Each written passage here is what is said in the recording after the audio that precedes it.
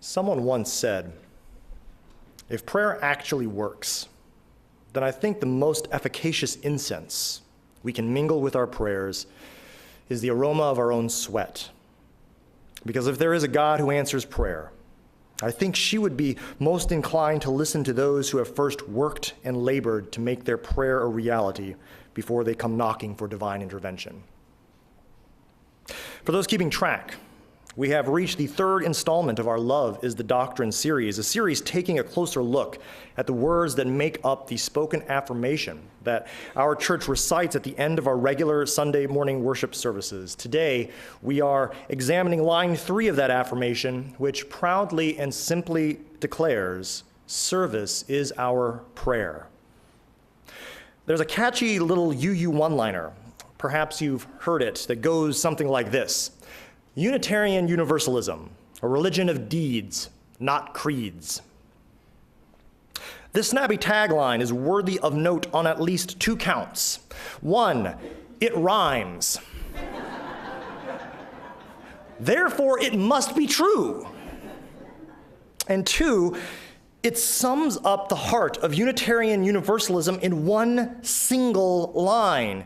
When has any UU ever been able to explain or define our faith in a single lie? That's amazing. It's a small miracle. For those who don't get it, our theology tends to be kind of complicated, and we like to talk a lot, whether anyone's listening or not. Sometimes it's just a big old word party going on in our heads. But all kidding aside, this little line is part of the reason that I am a UU today. I am proud to be part of a religious community that puts feet to its faith. Our faith is defined by our deeds, and our deeds are deeds of service. Service to one another, service to the world. You may notice that the word service, or its derivative serve, is the only significant word that appears twice in our spoken affirmation. It appears here in line 3 and also line 6, where we promise to serve humanity in fellowship. We've got a little bit of reverb happening again there, so if you could try to get that, that'd be great. Otherwise, you get to hear me sound like Britney Spears. As the only significant word to appear twice in our affirmation, the idea of service must be important to us.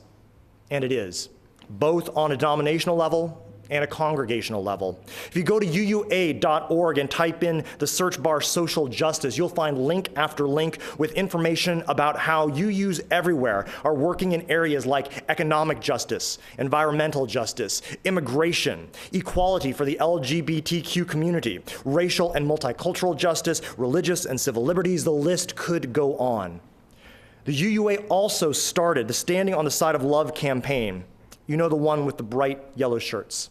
Standing on the Side of Love is a public advocacy campaign that began initially as a response to the tragic and deadly shooting that happened during a Sunday morning worship service at a UU congregation in Knoxville, Tennessee in 2008.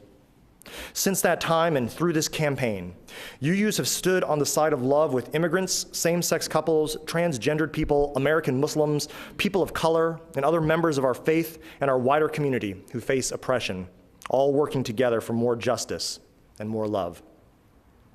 On a congregational level, the members of UUCJ live to serve. Our Arlington Community Garden provides fresh produce for the Arlington Food Bank, which feeds hungry people right here in our neighborhood. We host a free HIV testing clinic in the south wing of the church that literally helps to save lives. Every year, we march proudly in the River City Pride and Martin Luther King parades. We are a proud member congregation of iCare, an interfaith organization here in Jacksonville that is increasing literacy in our public schools, creating jobs and wealth in high poverty areas of the city, assisting the homeless through the expansion of a day center, increasing access to mental health services, and stopping the school to prison pipeline through restorative justice. And if you're on the UUCJ group page on Facebook, then you know that some intrepid UUCJers have recently decided to start a new mercy ministry at this church as well. This new compassionate service team will be led by Eric Ledyard. Eric, would you stand up real fast? As I understand it, this team will be finding ways to serve the greater community in very hands-on ways. If you're interested in learning more about this group, make sure to reach out to Eric. And those are just some of the ways we serve others in the greater community. Here within the church, we have something called a caring network. It's a group of people who spring into action whenever another church member is in need. They visit the sick and the infirmed. They provide a shoulder to cry on for those in grief. They help coordinate assistance for our members whenever assistance is needed. If you are interested in being part of this incredibly important ministry within our church, please make sure you speak to Janine Leland. I'm proud to be a UU. And I'm proud to be a member of UUCJ because of our commitment to service. We rightfully deserve to pat ourselves on the back for all that we do, but let us temper that pride with a good measure of humility. Humility, like brevity, is not a virtue that comes easily to most UUs, but it is important. We must be ever humble. The word service lends itself to humbleness, because if we truly serve one another, then that means we are all servants of one another. And as servants, we cannot lord over one another with our good deeds. We cannot allow ourselves to take on that pernicious liberal messiah complex. We are servants, not saviors, not lords. Service can be said metaphorically to be our prayer for a couple of reasons. First, because even though we claim to have no creeds around here, pretty much all of us UUs believe that we have a responsibility to make this world a more just and loving place. And we also believe that when we have the power in ourselves to change the world, prayer is a poor substitute for action. UU theologian James Luther Adams aptly summarized this sentiment when he wrote that we deny the immaculate conception of virtue and affirm the necessity of social incarnation. It can also be said that service is our prayer because it is one of our common denominators. One of the things that we can all agree upon, one of the things that we all can do together. See, in most churches, prayer is the common denominator. Prayers delivered to a single known named God, which binds together worshipers who share similar, if not identical, individual theologies. Such prayers unify and galvanize a spiritually homogeneous community. But as UUs, you know we have incredible theological diversity in our midst. We worship together as atheists, agnostics, and theists, as humanists, Christians, pagans, Buddhists, Muslims, and more. So a traditional prayer is not going to be an easy common denominator for UUs. But simply because prayer is not an easy common denominator, does that mean prayer should have no place in our faith? This can be a tough question for some. We may not find easy agreement with everyone, but just because we can't easily agree, just because a question requires from us struggle, discomfort, challenge, growth, creativity, and flexibility, those aren't reasons to avoid it. Those are reasons to embrace it. A UU church is where, surrounded by a community of love, we have the freedom to grapple with hard questions, the obligation to learn how to live with and celebrate the diversity in our midst, and the opportunity to grow. So let us explore this concept of prayer. Prayer can be a difficult crossroads for UUs, not necessarily individually, but collectively. See, individually, each one of us either prays or we don't pray. For some, it is the spiritual practice that forms the bedrock of a personal faith. For others, prayer, at least as it is traditionally defined, has no meaning and is of little use. We can put it on a spectrum, and we can place each one of us somewhere on that spectrum. And as a religiously pluralistic community that promises, that vows to celebrate diversity, we celebrate the entire spectrum. We, of course, do not love or respect any less our brothers or sisters who pray or who do not pray in their private lives. The difficulty arises, however, when we come together for corporate worship. This is where the substantive differences in our personal theologies and our personal spiritual practices become most evident. And it is when we will be called upon to exercise the most love, the most respect, the most acceptance of each other's differences. So, some good questions for us. what place, if any, does prayer have in our expression of corporate worship as you use? When we do pray together, because we do, or at least when we offer opportunities for individuals to pray, what are the rules of the road that we will all try to follow so that we can honor the boundaries of each other's spiritual paths? Can we define and understand prayer in such a way that it is equally accessible to atheists and agnostics as well as theists? And I'll say that I think Sharon gave us a really good step in that direction this morning with that reading. These are the kinds of questions we can't be afraid to ask and explore as we seek to embody our values as a religious community that celebrates diversity. I'd like to conduct a little non-scientific survey right now. So by a show of hands, how many people seated here today would say that, by whatever definition you choose to use, how many in here would say they pray? Take a look around. Thank you for your honesty. Thank you for sharing. Now, how many in here would say that they choose not to pray, or they have difficulty with the concept of prayer, or difficulty even with the word prayer? Who would raise their hands to that? Please look around. Thank you for your honesty. Thank you. How many people in here raise their hands both times? Good. You know what? I did too. Let me explain why I raised my hands both times. Back when I was a Christian and really young, I used to pray a lot. That is, I would speak or think words to God. But I always felt kind of stupid, if I can be really honest with you, because it occurred to me at a relatively young age that since God knew everything, he already knew my needs before I even expressed them. And because God loved me, and because he was all-powerful, he would surely make sure that I received exactly what was in my best interests and the best interests of everyone else, in accordance with or in spite of my personal desires expressed in prayer. Eventually, it occurred to me that prayer wasn't really designed to change God's perspective so much as it was designed to change mine, to make me more aware of others' needs and to align my desires with all I considered to be good. But it did take me a few years to figure that out. I also came to realize that most of my so-called prayers came from incredibly shallow places, if I can be honest.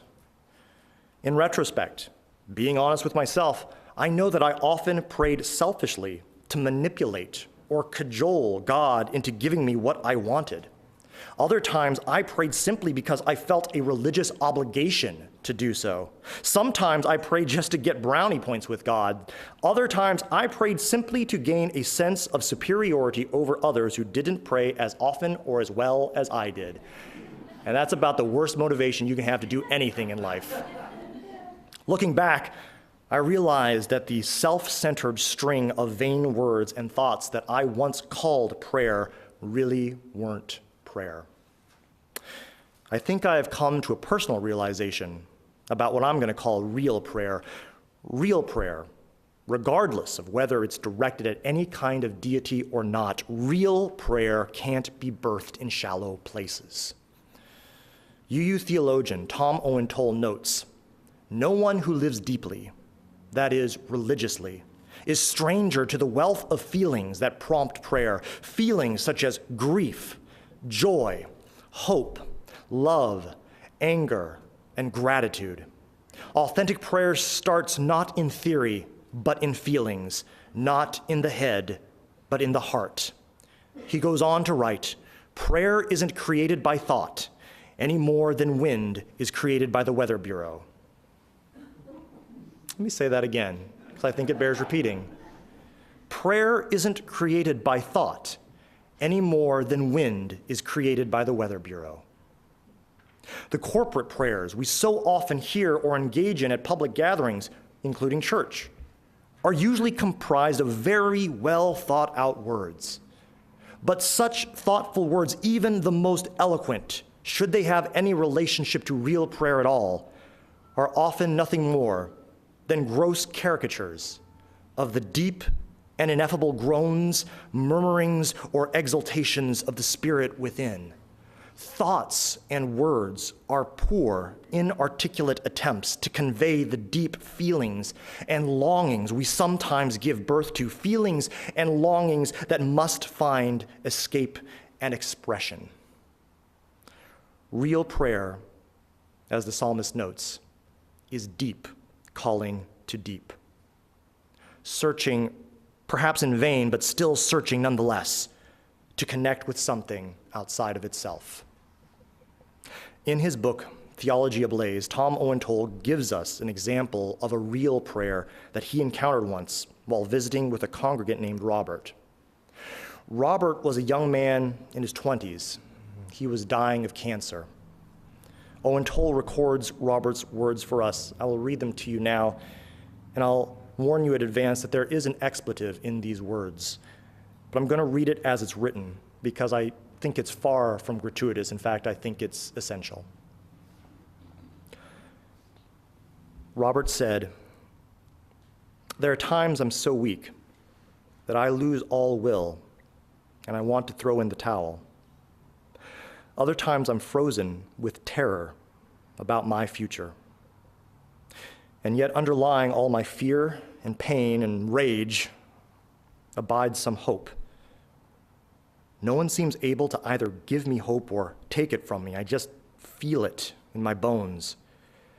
And living or dying, I simply refuse to compromise myself by destroying all shred of hope. I still have so much to give. Why me? Why now? God damn it. And I don't even know if I believe there's a God or not.